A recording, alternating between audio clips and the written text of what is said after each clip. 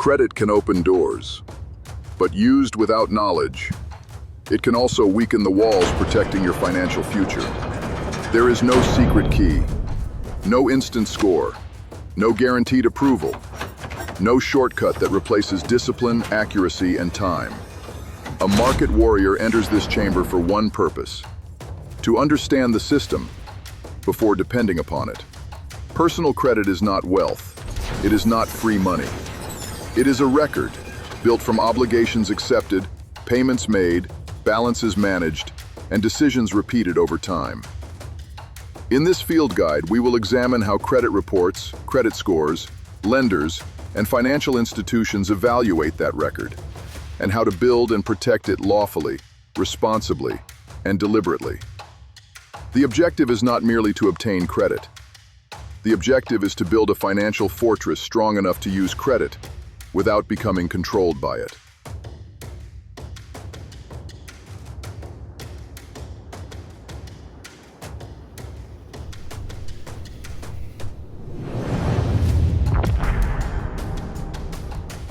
Chapter 1.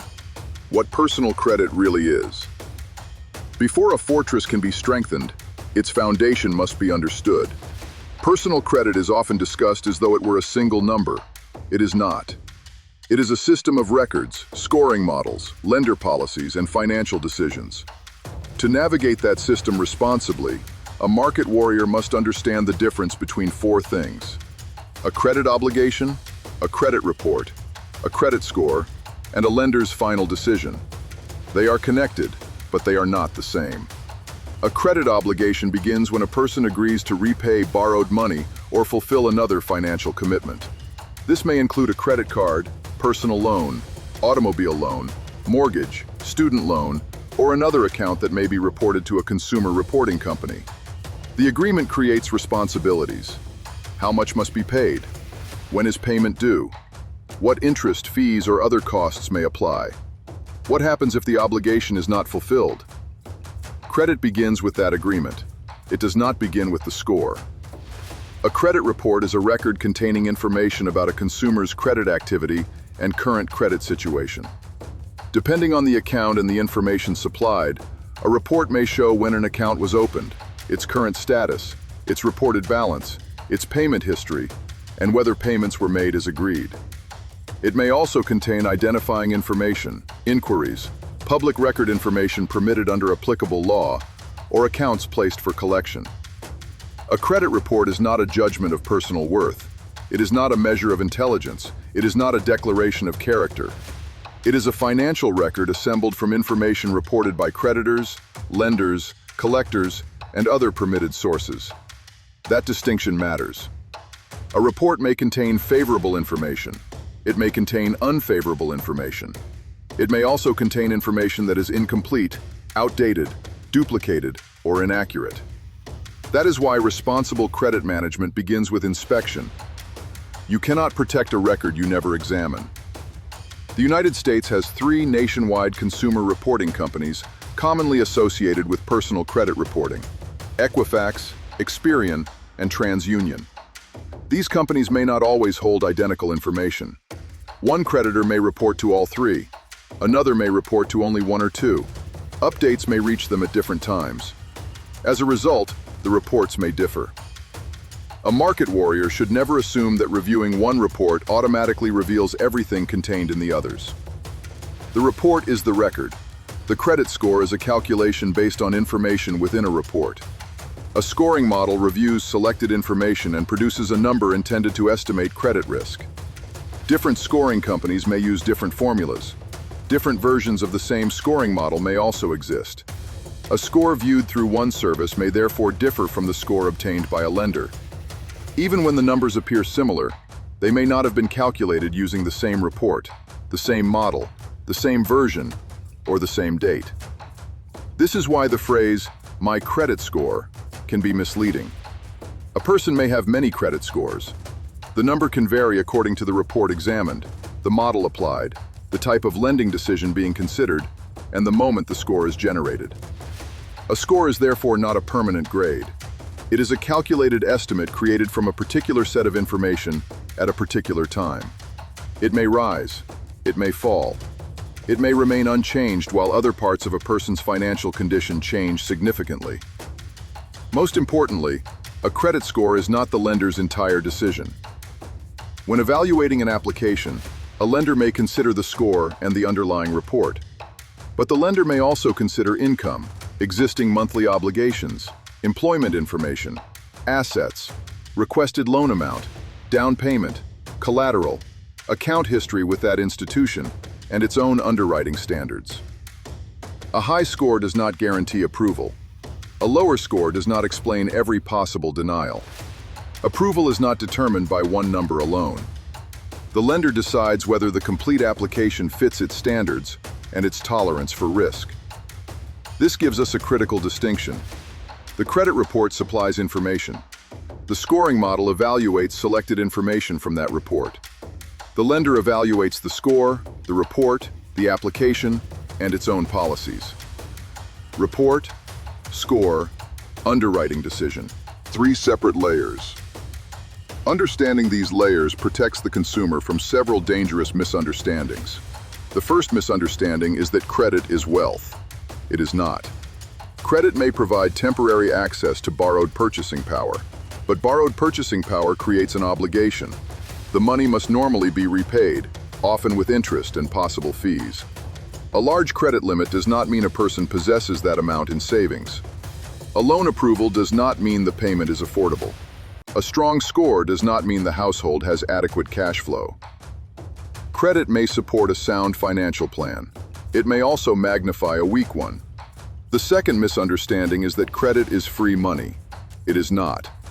Every use of borrowed money should be evaluated against its complete cost. What is the interest rate? Is the rate fixed or variable? What fees apply?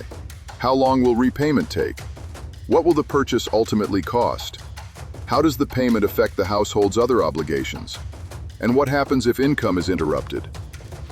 The question is not merely whether credit is available. The question is whether accepting the obligation strengthens or weakens the financial fortress.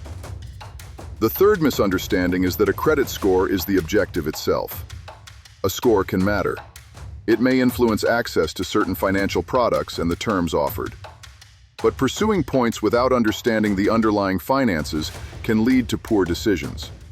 Opening unnecessary accounts, taking on unaffordable debt, carrying balances merely because someone claims it is required, or applying repeatedly without a clear purpose can place the number above the person's actual financial condition. The objective is not to decorate the fortress while weakening its foundation. The objective is to build an accurate record of responsible financial behavior while preserving cash flow, maintaining manageable obligations, and protecting the ability to withstand unexpected pressure. The fourth misunderstanding is that every negative item can simply be erased. Accurate negative information is not automatically an error. A lawful dispute process exists to challenge information believed to be inaccurate or incomplete. It should not be used to deny legitimate obligations, submit false identity claims, or manufacture disputes against information known to be correct.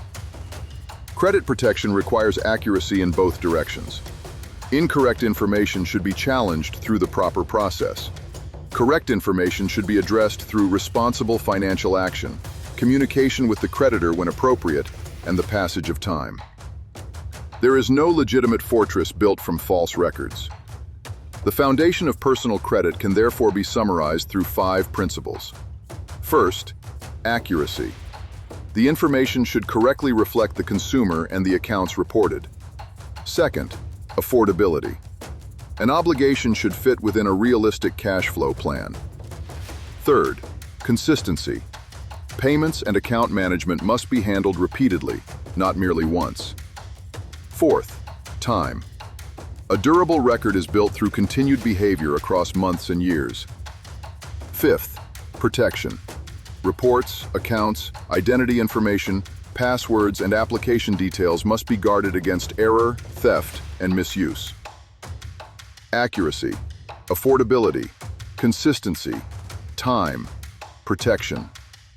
These principles are more important than any shortcut, promotional promise, or isolated score change. Before pursuing new credit, inspect the existing fortress. Know what appears in each report. Understand which obligations are active. Verify balances and payment status. Identify unfamiliar accounts or inquiries. Review whether the current debt load is manageable. And recognize that personal credit is only one part of the larger financial picture. Income matters. Savings matter. Liquidity matters. Insurance matters. Debt matters. Emergency preparation matters. A credit profile may influence access to borrowing, but only disciplined financial management determines whether that borrowing can be carried safely. Personal credit is therefore neither an enemy nor a prize. It is a tool. Used carefully, it may support housing, transportation, education, business activity, emergency resilience, or other legitimate objectives. Used carelessly, it can redirect future income toward interest, fees, and obligations that reduce financial freedom. The system does not require fear, it requires understanding. The market warrior does not worship the score. The market warrior studies the record, questions the terms, measures the obligation, protects the identity, and decides whether the use of credit serves a disciplined objective. That is what personal credit really is. A documented financial record, interpreted through scoring models, evaluated by lenders, and ultimately shaped by repeated decisions over time. The first defense of the credit fortress is clarity, and clarity begins by knowing exactly what each part of the system does.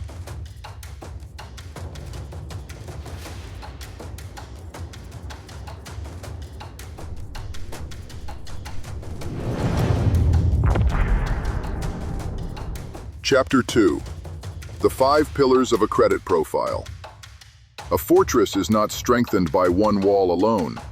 Its stability depends upon several structures, working together over time. Credit scoring follows the same principle. No single action defines the entire profile. The complete record matters. Chapter 2. The 5 Pillars of a Credit Profile. A credit score may appear to be one number, but beneath that number is a collection of information, organized and evaluated through a scoring model. One widely used framework groups that information into 5 broad categories: payment history, amounts owed, length of credit history, new credit, and credit mix. These categories help explain what a scoring model may examine. They are not instructions for manipulating a score. They are not guarantees, and they should never be treated as a promise that one action will produce a specific number of points. Different scoring models may weigh information differently. Different credit files may also react differently to the same financial action. A person with a long and established record may experience a change differently from someone with only one recently opened account. The profile must therefore be examined as a complete system. The first pillar is payment history. Payment history addresses a fundamental question. Has the borrower generally fulfilled reported obligations as agreed? For many commonly used scoring models, repayment history is one of the most influential parts of the calculation. That does not mean every bill in a person's life automatically appears on a credit report. It means that when an account is reported, the record of payment may become an important part of the profile. A payment history may reflect whether payments were made on time, whether an account became past due, how far past due it became, whether the account was later brought current, and whether it entered collection, default, foreclosure, repossession, or another serious status. The details matter. A single late payment is not identical to repeated late payments. A payment reported 30 days late is not necessarily treated in the same way as one reported much later. Recent information may also be interpreted differently from older information. But no consumer should rely on assumptions about exactly how many points an event will add or remove. Scoring systems are not that simple. The most reliable principle is also the most basic. Pay obligations on time, every time. Payment should not be delayed merely to create activity. Interest should not be paid merely because someone claims that carrying a balance improves a score. A person can use a credit card and pay the statement balance in full while still establishing a record of responsible payment. Carrying debt is not the same as building discipline. A payment system should be designed before pressure arrives. Know the due date. Know the minimum required payment. Know the statement balance. Know which account will supply the funds. Use reminders when helpful. Use automatic payment carefully when the supporting account is adequately funded. And verify that the payment was actually received and applied. Automatic payment is a tool. It is not a substitute for inspection. A failed transfer, an expired payment method, an insufficient balance, or a technical error can still create consequences if no one is watching the account. The market warrior confirms execution. When financial difficulty develops, silence is rarely a strategy. Contacting the creditor before an account becomes severely delinquent may reveal options, but no accommodation should be assumed or treated as guaranteed. Any arrangement should be understood in writing. What payment is required? What happens to interest? Will fees continue? How will the account be reported? When does the arrangement end? Do not promise money that is not available. Do not accept a temporary payment merely because it sounds smaller. Measure the complete obligation and the effect on cash flow. The objective is not to survive one due date while creating a larger failure later. Payment history is built through repeated execution, not one dramatic move, not one borrowed shortcut, not one temporary score increase. A durable fortress is strengthened each time an obligation is understood, funded, paid, and verified. The second pillar is amounts owed. This category concerns the debt and balances appearing within the credit profile. It does not ask only whether debt exists. It may also examine how much is owed, how those balances compare with available revolving limits, and how obligations are distributed across accounts.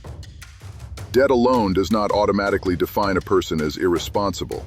Mortgages, automobile loans, student loans, personal loans, and credit cards may all serve legitimate purposes. But every obligation places a claim upon future cash flow. As balances rise, the ability to absorb additional pressure may weaken. For revolving accounts such as credit cards, one commonly discussed measure is credit utilization. Credit utilization compares a reported balance with the available credit limit. If a card has a limit of $1,000 and a reported balance of $200, the utilization on that account is 20%. But utilization may be examined in more than one way.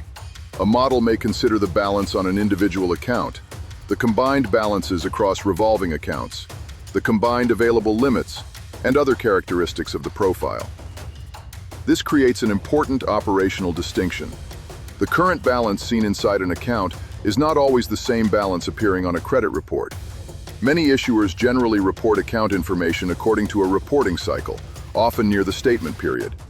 A payment made after information has already been reported may reduce the amount owed to the issuer, but may not immediately change the balance visible on the credit report. That does not mean the payment was wasted. It means timing and reporting are different systems. The due date concerns whether the required payment is made on time. The statement date closes a billing cycle and identifies the statement balance. The reporting date concerns when account information is supplied to a consumer reporting company. These dates may be related, but they should not be assumed to be identical. A disciplined consumer verifies the actual terms of the account rather than relying on a universal internet rule. There is no requirement to carry interest-bearing debt merely to show utilization. A person may use a revolving account, allow ordinary activity to appear, and pay the statement balance in full by the due date. Paying in full can avoid finance charges when the account's grace period terms apply. The governing documents should always be reviewed. Utilization should also not become an obsession that overrides sound financial judgment. A frequently repeated percentage is not a magical threshold. Lower revolving balances may generally present less risk than accounts close to their limits. But no single utilization percentage guarantees a particular score, approval, interest rate, or credit limit. Different scoring models and credit profiles may respond differently. Borrowing solely to create a balance is not disciplined credit building. Moving debt among cards without reducing the underlying obligation is not progress. Increasing a credit limit may change a ratio, but it does not increase income, savings, or repayment capacity. And opening new accounts merely to manufacture more available credit can introduce inquiries, new obligations, fees, or spending temptation. The safest approach begins with cash flow. Charge only what can be managed. Know the statement balance. Know the due date. Understand the interest rate. Avoid approaching the limit. Pay according to a deliberate plan. And confirm how the account is being reported. The market warrior does not ask only, how much credit remains available? The stronger question is, how much of this obligation can be carried safely, without weakening reserves, missing another payment, or surrendering future income to unnecessary interest? Amounts owed are not merely numbers on a report. They are claims against the financial fortress.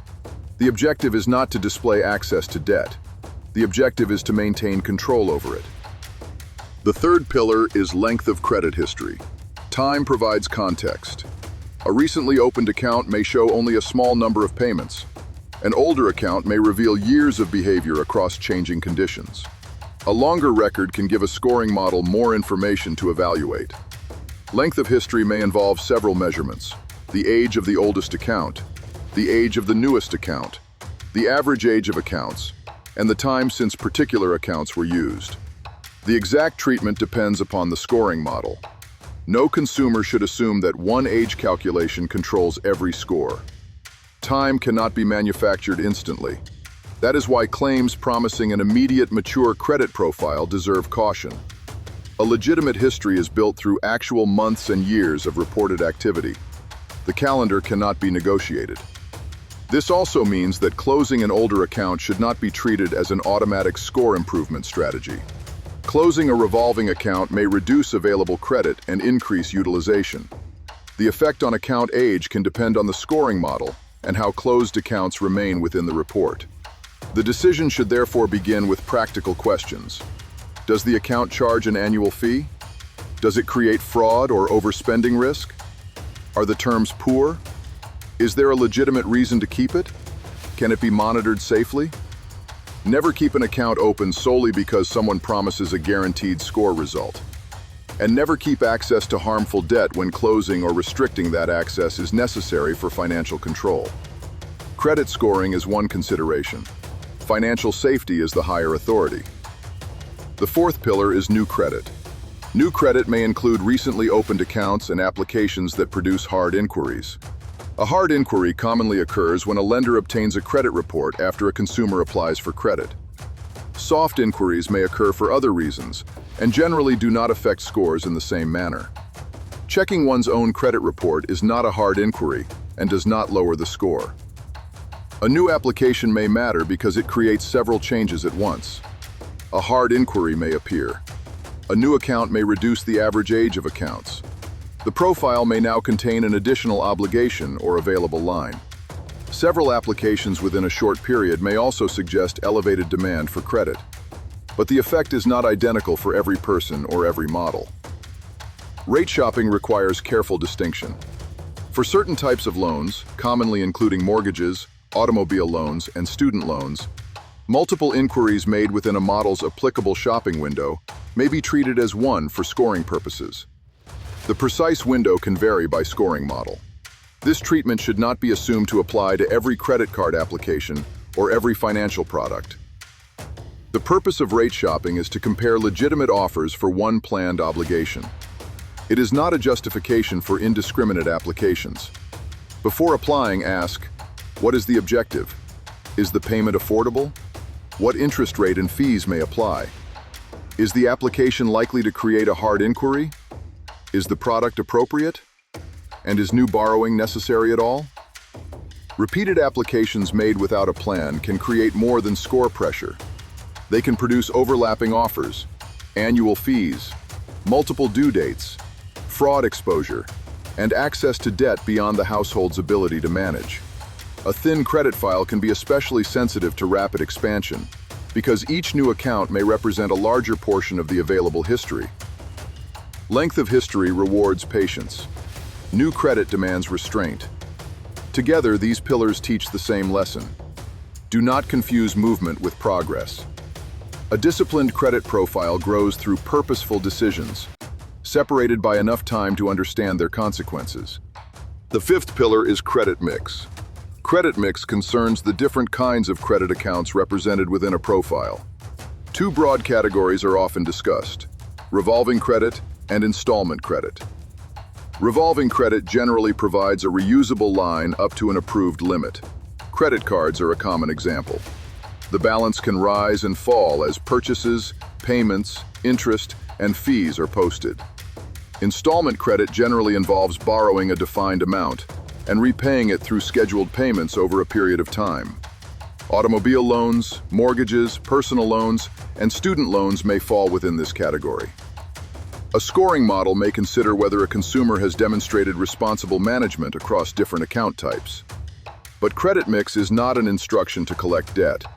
No one should open an installment loan merely to create variety.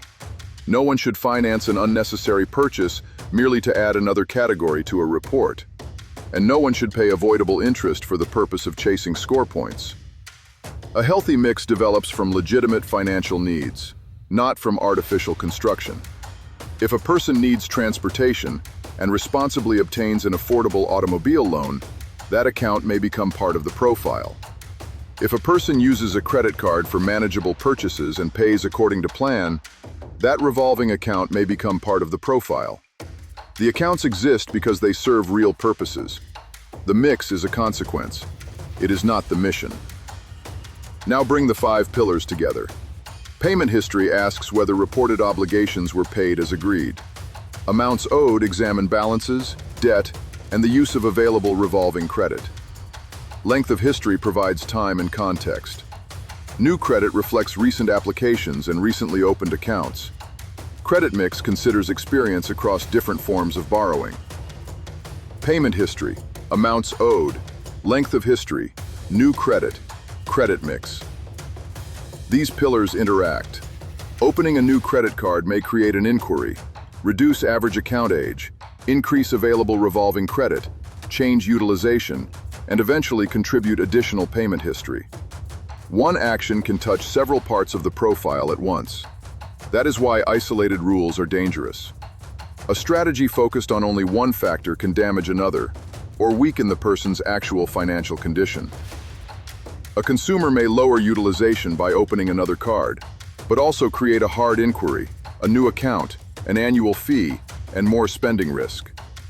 A consumer may protect account age by keeping an old card open, but fail to notice fraudulent activity or recurring charges. A consumer may add an installment loan for credit mix, but surrender money to interest for no legitimate purpose. The score is not the only battlefield. Cash flow, reserves, security, and freedom from unnecessary debt must remain protected. The 5 pillars should therefore be treated as a diagnostic framework. They help a consumer ask better questions. Are payments consistently on time? Are revolving balances controlled? Has the profile been allowed to mature? Are new applications purposeful? Does each account serve a legitimate financial objective? No scoring framework can replace affordability. No credit mix can replace savings. No limit can replace income. No score can erase an obligation. And no numerical improvement is a victory if it requires deception, unnecessary interest, or unmanageable debt. The market warrior does not attempt to command the score directly. The market warrior commands the behaviors beneath it. Pay with consistency. Borrow with restraint. Preserve time. Apply with purpose. Use only the credit that serves the campaign. The 5 pillars do not promise perfection. They provide a structure for disciplined review. And when those pillars are supported by accuracy, affordability, and protection, the credit fortress becomes stronger than any single number displayed upon its walls.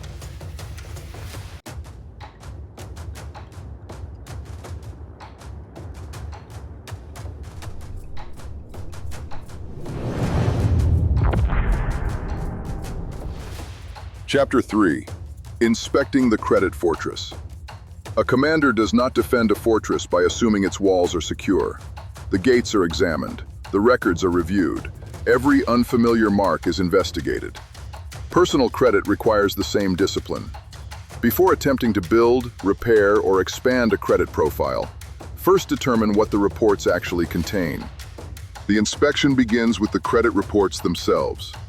Not a score displayed inside an application, not a promotional summary, not an advertisement promising instant improvement. The reports. In the United States, consumers can obtain reports from the 3 nationwide consumer reporting companies, Equifax, Experian, and TransUnion. The federally authorized source is annualcreditreport.com. Free online reports from all three companies are currently available through that official service every week. The ability to request reports frequently does not mean they must be ordered without purpose every few days. The objective is disciplined inspection. A consumer may review all three together or establish a schedule that supports regular monitoring. But each report must be treated as a separate record. The information may not be identical. One company may display an account that another does not. Balances may have been updated on different dates. An inquiry may appear on one report but not the others. Names and addresses may also be formatted differently. Do not assume that one report represents the complete system. Obtain all three. Save them securely. Record the date each report was retrieved, and identify clearly which reporting company produced each document. A practical inspection file may contain the complete report, the date obtained, the report confirmation or reference information when provided, notes concerning possible errors, supporting account statements, payment confirmations, correspondence with creditors, and copies of any disputes later submitted. The records should be protected carefully. A credit report may contain sensitive identifying and financial information. Do not leave it exposed on a shared device. Do not forward it casually through unsecured messages. Do not upload it to an unfamiliar service merely because that service promises a rapid analysis. And do not provide a social security number or identity documents to an unverified website. Lookalike websites may attempt to imitate legitimate credit report services. The official address should be entered carefully and verified. Annualcreditreport.com is the federally authorized website for obtaining the free reports provided through the centralized system. A product using the words "free credit report" is not automatically the official service. Some commercial services may offer useful tools. Others may require subscriptions, collect personal data, or attempt to sell additional products. Read the terms before accepting anything. When retrieving reports, identity verification questions may appear. Answer only through the verified service. If online verification is unsuccessful, other request methods may be available, including telephone or mail. An inability to complete the online process does not mean the report should be abandoned. It means the identity verification pathway must be completed through another approved method. The first victory is not a higher score. It is possession of the records. You cannot inspect information that remains hidden. You cannot organize accounts you have never identified. And you cannot challenge an inaccuracy without knowing precisely where it appears. The market warrior begins with evidence. 3 reporting companies, 3 separate reports, 1 disciplined inspection. Once the reports have been obtained, the inspection should proceed in an organized sequence. Begin with personal identifying information. Review the names listed, current and former addresses, telephone numbers when shown, date of birth information, and partial identification numbers displayed within the report. A former address is not automatically an error. A variation of a name is not automatically evidence of fraud. Credit files may contain information associated with earlier applications and accounts, but unfamiliar identifying information deserves attention. A name never used, an address with no known connection, or identifying information belonging to another person may indicate a mixed file, reporting mistake, or identity problem. Next, review every account. Identify the creditor or collector, account type, date opened, current status, reported balance, credit limit or original loan amount when shown, payment history, and the date on which the information was last updated. For each account, ask, "Do I recognize it? Is the account mine? Is it open or closed? Does the status appear correct? Does the balance reasonably correspond with current records? Are payments being reported accurately? Is the same debt appearing more than once in a misleading way? And is the account associated with the correct consumer?" Do not evaluate balances from memory alone. Compare the report with recent statements, payment confirmations, settlement records, or correspondence. Differences may sometimes reflect reporting timing rather than an error. A payment made yesterday may not yet appear. An issuer may have reported the statement balance rather than the current balance visible inside the account. The inspection should distinguish between delayed updating and genuinely inaccurate information. Then review collection accounts. Confirm the name of the collector and, when available, the original creditor. Examine the balance, dates, and status. Do not contact an unfamiliar collector impulsively merely because a name appears on the report. First, organize the available information. Confirm the identity of the company. Keep records of every communication. And do not provide sensitive information until the recipient has been independently verified. An unfamiliar collection account may be an error. It may be identity theft. It may be a legitimate account presented under the name of a company the consumer does not immediately recognize. The correct response begins with verification, not panic, and not automatic payment. Review public record information when present. Modern credit reports may contain limited public record information, but bankruptcy information may still appear when lawfully reportable. Confirm that any listed record belongs to the correct consumer and that its status is accurately reflected. Finally, inspect inquiries. An inquiry reflects access to a report for an identified purpose. Some inquiries may result from applications for credit. Others may relate to account reviews, promotional screening, employment, housing, insurance, or the consumer's own requests. The report may separate inquiries into categories. Do not assume that every inquiry affects a score. And do not assume that every unfamiliar business name proves unauthorized access. A lender may use a parent company, financing partner, or service provider whose name differs from the brand seen by the applicant. But an inquiry connected to no recognized transaction should be investigated. The inspection is not a search for reasons to dispute everything. It is a search for accuracy. Recognize what belongs, question what does not, verify before acting, and preserve the evidence supporting every conclusion. A long credit report can become confusing when examined without a system. The solution is a credit inspection ledger. The ledger is not a score manipulation tool. It is an organized record of what appears, what has been verified, what remains uncertain, and what requires action. Create one entry for every account or material item. Record the reporting company, the creditor or collector, the account type, the account status, the reported balance, the payment status, the date last updated, and whether supporting records have been located. Then assign one of 4 inspection classifications. Verified accurate. Needs additional review. Potentially inaccurate or incomplete. Unrecognized or potentially fraudulent. Verified accurate means the information reasonably matches the consumer's records. That does not mean the account is desirable. A high balance can be accurate. A late payment can be accurate. A collection account can be accurate. Inspection separates accuracy from preference. Needs additional review means the information cannot yet be confirmed. Perhaps an older statement must be located. Perhaps a creditor changed names. Perhaps the balance reflects a reporting date that has not been identified.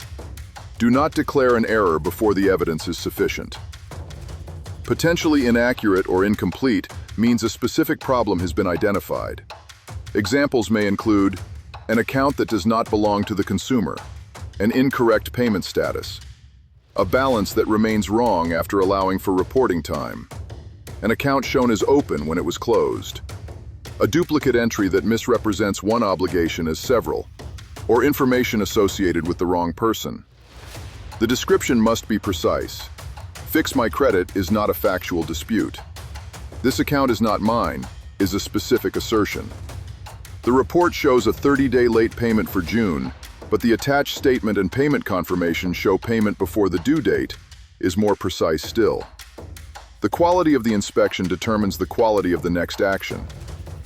Unrecognized or potentially fraudulent requires a separate level of caution.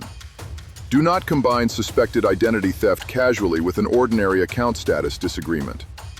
Identity theft may require immediate protective steps, preservation of evidence, contact with the affected companies, and use of the federal recovery resources available through identitytheft.gov. The ledger should also compare the 3 reports. Create a simple matrix. Does the account appear at Equifax, at Experian, at TransUnion, Are the balances identical? Are the statuses consistent? Are the account numbers represented in the same manner? Is an inquiry present at only one company? Differences do not automatically prove that one report is wrong. Creditors are not required to report every account to every nationwide reporting company. Reporting schedules also differ. The purpose of comparison is to identify questions requiring verification.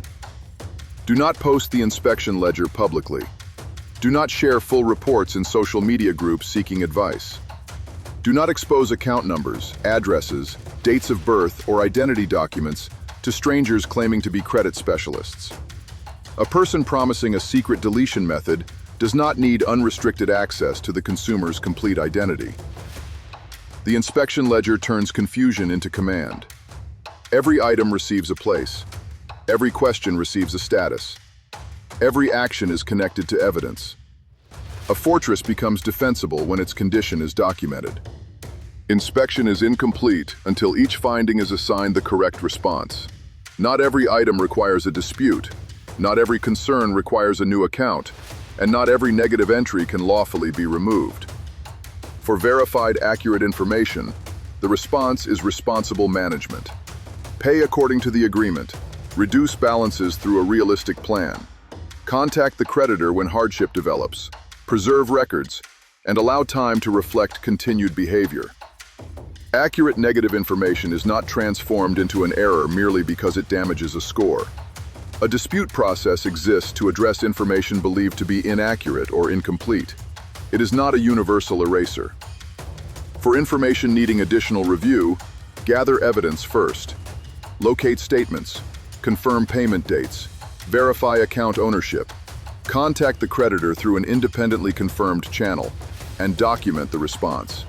Do not rush into a formal accusation when a reporting cycle explanation or company name change may resolve the question.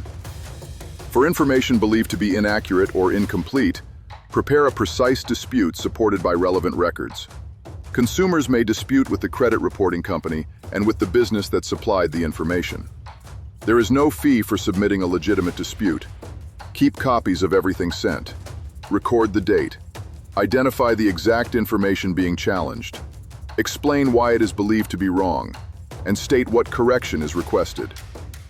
A credit reporting company generally must investigate a dispute within the period required by law, commonly 30 days after receiving it, although circumstances may affect the applicable process. The consumer should monitor the investigation rather than assume that submission guarantees correction. A dispute may result in information being verified, updated, deleted, or left unchanged. The outcome depends on the facts and the investigation. Never submit a false police report. Never claim identity theft when the account is known to be legitimate. Never alter statements or fabricate documents. Never use a synthetic identity, credit privacy number, or false social security number. And never pay someone to flood the reporting companies with disputes against information known to be accurate. There is no lawful fortress built through deception. For unrecognized information that may involve identity theft, act promptly. Secure relevant accounts. Change compromised credentials. Review the other reports. Consider appropriate fraud alert or security freeze protections. Contact the affected companies through verified channels. And follow the recovery plan available through identitytheft.gov. After action has been taken, schedule a follow-up inspection. Did the creditor respond? Did the reporting company complete its investigation? Was the information updated across one report or several? Has a fraudulent account reappeared? Did a corrected balance remain accurate during the next reporting cycle? Credit inspection is not a one-time ritual. It is a recurring defensive practice. Obtain, review, classify, verify, act, document, reinspect. The market warrior does not begin by demanding a better number. The market warrior begins by demanding an accurate record. Because before the credit fortress can be expanded, its existing walls must be measured truthfully.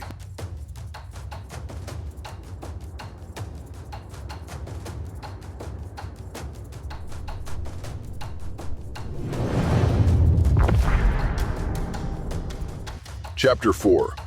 Lawful disputes and correcting inaccurate information. Inspection reveals the condition of the record, but discovery alone does not correct an error. The next step requires precision, evidence, and discipline. A lawful dispute is not an attempt to erase the past. It is a formal request to investigate information believed to be inaccurate or incomplete. A credit dispute begins with a specific factual concern. An account may not belong to the consumer. A payment status may be wrong. A balance may remain inaccurate after allowing for normal reporting time. An account may be shown as open when it is closed. A credit limit, date opened, payment date, or account responsibility may be reported incorrectly. The dispute process exists to investigate concerns such as these. It does not exist to erase accurate information merely because that information is unfavorable. Accurate negative information is not automatically an error. A late payment does not become inaccurate because it lowers a score. A legitimate collection does not become fraudulent because repayment is difficult. A closed account does not become removable merely because the consumer would prefer it to disappear. The governing question is not, does this information hurt? The governing question is this information accurate, complete, and associated with the correct consumer? Consumers may dispute inaccurate or incomplete information with the credit reporting company displaying it. They may also dispute directly with the creditor, lender, collector, or other business that supplied the information. That business is often called the furnisher. To protect the record thoroughly, a consumer may need to address both sides of the reporting chain: the company displaying the information and the company that provided it. A dispute should identify the exact item being challenged. Name the reporting company. Identify the creditor or furnisher. Reference the account carefully. Describe what the report currently says. State what is believed to be wrong. Explain why. And identify the correction being requested. Compare two approaches. The first says, remove this account immediately. The second says, this account is reported as 30 days late for June. The attached bank record and creditor confirmation show that the required payment was received before the due date. Please investigate and correct the June payment status. The second statement is stronger because it is specific. It identifies the exact field. It states the factual disagreement. It connects the claim to evidence. And it tells the recipient what correction is being requested. A dispute should not contain unnecessary accusations. It should not rely on threats. It should not imitate legal language the consumer does not understand. And it should not bury one clear error beneath pages of unrelated complaints. Clarity is more powerful than volume.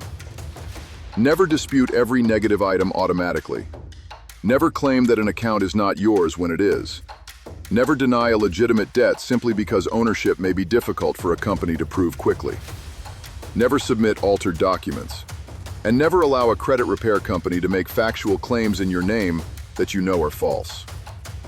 A lawful dispute demands accuracy from everyone involved: the reporting company, the furnisher, and the consumer. The market warrior does not attack the entire record blindly. The market warrior identifies the precise defect, supports the claim, and requests the precise correction. A strong dispute begins before the letter is sent. It begins with an evidence package. Create a separate file for each disputed item. Do not combine unrelated accounts merely because they appear on the same credit report. Each issue should be understandable on its own. The package may include a copy of the relevant credit report page, with the disputed item clearly marked, account statements, payment confirmations, bank records, correspondence from the creditor, identity theft documentation when applicable, court or public records when relevant, and a copy of the dispute itself. Send copies, preserve the originals. A supporting document may be needed again if the information reappears, if another reporting company displays the same error, or if the investigation does not resolve the concern. The dispute record should also contain the date submitted, the method of submission, the destination, any confirmation number, tracking information when mailed, screenshots or receipts from an online portal, and every response received. Memory is not a dispute management system. Documentation is. When mailing a dispute, official consumer guidance recommends keeping copies and using a method that provides proof of delivery. When disputing online, save the confirmation screen and the complete text submitted. Do not assume the portal will preserve every detail for future access. Protect sensitive information. Include only what is reasonably necessary to identify the consumer and support the issue. Redact unrelated account numbers and unrelated transactions where appropriate. Do not send original identification documents. Do not expose an entire financial history when one page establishes the relevant fact. The evidence must also match the claim. A statement showing that a payment was scheduled is not always proof that it was received. A bank withdrawal may not alone establish how the creditor applied the funds. A screenshot without a date or account reference may be difficult to evaluate. The strongest records connect the consumer, the account, the relevant date, the amount, and the disputed field. For identity theft, follow the recovery process designed for fraudulent information. An identity theft report and related documentation may support a request to block information resulting from identity theft. This is not the same as an ordinary disagreement about a legitimate account. Do not manufacture identity theft evidence. Do not file a false report. Do not borrow another person's documentation. And do not classify an account as fraudulent merely because a merchant, collector, or lender uses an unfamiliar business name. Investigate first. The dispute letter itself should remain focused. Identify the item, state the facts, explain the error, list the enclosed evidence, request the correction, and ask for the investigation results. A dispute supported by organized evidence is easier to understand, easier to investigate, and easier to defend if the problem continues. The strength of the claim rests upon the strength of the record. After a dispute is received, the investigation begins. A credit reporting company generally must investigate within 30 days of receiving the dispute. In some circumstances, the process may take up to 45 days. After completing the investigation, the company generally must notify the consumer of the results within 5 business days. These timeframes are legal process rules. They are not promises that every dispute will be resolved in the consumer's favor. The outcome depends on the information submitted, the records held by the reporting company, the furnisher's investigation, and the facts associated with the account. When a reporting company investigates, it may send the dispute information to the furnisher. The furnisher should examine the relevant information and report its findings. If information is found to be inaccurate, it should be corrected. If it cannot be verified, the applicable information may need to be removed. If the information is confirmed as accurate, it may remain. A completed dispute may therefore produce several results: corrected, updated, deleted, verified as accurate, or considered insufficient for investigation. Read the result carefully. Do not look only for the word deleted. Was the balance corrected? Was the payment status changed? Was the account ownership fixed? Was identifying information updated? Did the furnisher confirm the account but fail to address the exact issue raised? The response must be compared with the original claim. If the dispute is considered frivolous or irrelevant, the reporting company may decline to investigate it under applicable rules. This can occur when the dispute lacks enough information, repeats a prior dispute without meaningful new evidence, or fails to identify a genuine factual issue. Mass-produced disputes can therefore weaken rather than strengthen the process. More letters do not create more truth. More volume does not create more evidence. If the result corrects the error, preserve the response and review the report again. Confirm that the correction appears where expected. If the error exists on more than one report, verify each report separately. A correction at one reporting company should not be assumed to have repaired every file automatically. If the information is verified but the response does not address the evidence, review the dispute package. Was the issue precise? Was the supporting record clear? Was the dispute sent to both the reporting company and the furnisher? Is there new documentation? Did the response misunderstand the claim? A consumer may submit additional information when appropriate, contact the furnisher again, or use available complaint channels when a company appears not to have handled the dispute properly. The Consumer Financial Protection Bureau accepts complaints concerning credit reporting problems, but escalation should remain factual and documented. Do not alter the story after an unfavorable result. Do not convert an ordinary account dispute into a false identity theft claim. Do not repeatedly submit the same unsupported assertion hoping for an accidental deletion. And do not confuse temporary removal during an investigation with permanent correction. The investigation is not measured by whether the result feels favorable. It is measured by whether the record becomes accurate, complete, and supportable. A correction is not complete merely because a letter says the investigation has ended. The record must be inspected again. Obtain or review the updated report. Confirm the exact field that changed. Check the account status, balance, payment history, ownership, dates, remarks, and any related collection entry. Then examine the other reporting companies. An error may have been corrected at one company while remaining at another. The consumer should verify each file independently. Continue to preserve the dispute package. Keep the original report, the dispute, supporting documents, delivery confirmation, investigation results, and the corrected report. If inaccurate information later reappears, this history may become essential. If the problem remains unresolved, the next action depends on the facts. Additional evidence may justify another dispute. Direct contact with the furnisher may clarify what was investigated. A complaint to the Consumer Financial Protection Bureau may be appropriate when a consumer believes a company failed to handle the matter properly. Complex legal disputes may require guidance from a qualified consumer law attorney. But every escalation must remain truthful. The purpose is correction, not pressure for an undeserved deletion. Beware of organizations promising a new credit identity, a guaranteed clean report, instant deletion of accurate information, or removal through repeated template disputes. Some may instruct consumers to claim identity theft falsely. Others may use credit privacy numbers, synthetic identities, fabricated documents, or blanket disputes against every negative account. These are not advanced strategies. They are warning signs. A social security number cannot lawfully be replaced with a false number to obtain credit. A credit privacy number does not authorize a person to conceal their identity. A false application remains false even when another company prepared it. And a consumer remains responsible for statements submitted in the consumer's name.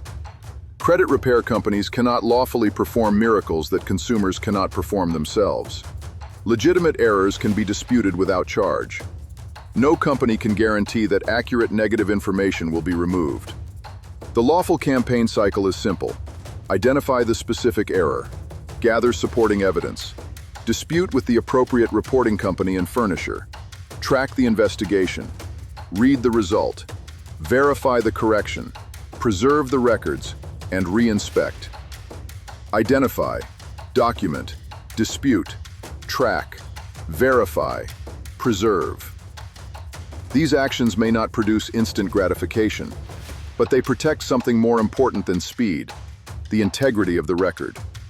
The market warrior does not build the credit fortress by hiding accurate history. The market warrior strengthens it by correcting false information, accepting truthful information, and governing every future obligation with discipline. A lawful dispute is not a shortcut around responsibility. It is a defense of accuracy. SunTzuTrading.com.